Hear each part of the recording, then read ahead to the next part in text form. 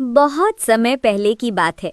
एक घना जंगल था जहां हर प्रकार के जीव जंतु रहते थे। उनमें से दो दोस्त बहुत प्रसिद्ध थे, लोमड़ी और सारस। दोनों हर दिन साथ खेलते, बातें करते और जंगल में घूमते रहते।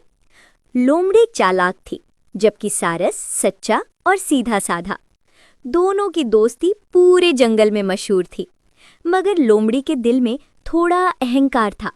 वह सोचती थी, मैं सबसे ज्यादा चतुर हूँ, सबको अपनी चाल से मात दे सकती हूँ। लोमड़ी की चाल। एक दिन लोमड़ी ने सोचा, क्यों ना अपने दोस्त सारस की परीक्षा ली जाए। उसने सारस से कहा, दोस्त, कल मेरे घर आओ, मैं तुम्हारे लिए स्वादिष्ट खाना बनाऊंगी। सारस बहुत खुश हुआ। अगले दिन वो लंबी चोंच उठाए फुदकते हुए लोमड़ी के घर पहुंचा।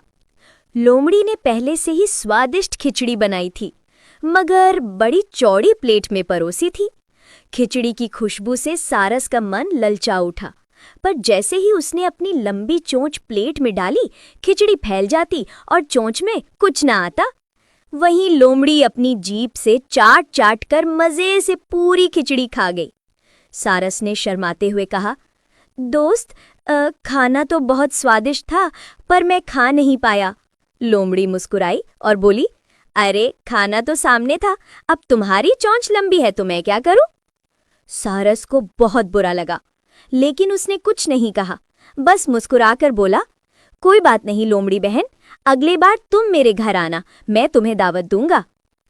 सारस की बुद्धि मानी। अगले दिन लोमड़ी बड़े गर्व से सारस के घर पहुंची। सारस ने भी बहुत स्वादिष्ट सूप बनाया, पर उसे लंबे और पतले मटके में डाला। लोमड़ी ने जैसे ही मुंह डाला, उसका मुंह मटके में अटक गया। वह चाटने की कोशिश करती रही, पर सूप मुंह तक नहीं पहुंचा। दूसरी ओर सारस अपनी लंबी चोंच से मजे से सूप पीता रहा। लोमड़ी को अब अपनी गलती का एहसास हुआ। उसने शर्म से सिर झुका लिया।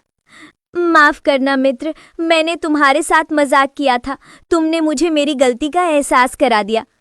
सारस मुस्कुराया, मित्रता में चाल नहीं, सच्चाई होनी चाहिए। दोनों ने एक दूसरे को गले लगाया और फिर कभी एक दूसरे से छल न करने की कसम खाई। कहानी की सीख, जैसा करोगे वैसा भरोगे। दूसरों के साथ छल करने वाला व्यक्ति अंत में खुद अपनी चाल में फंस जाता है।